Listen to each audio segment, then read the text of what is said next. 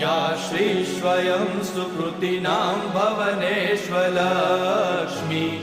पापात्मनां कृतधियां हृदयेषु बुद्धि श्रद्धा सतां कुलजनप्रभवस्य लज्जा तां त्वां नतास्म परिपालय देवि विश्वम् किं वर्णयाम तव रूपमचिन्त्यमेतत्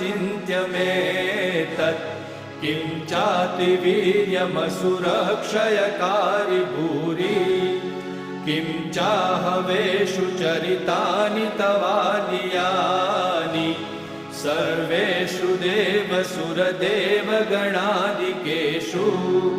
हेतु समस्तजगतां त्रिगुणापि दोषे न ज्ञायसे हरिहरादिभिरप्यपारा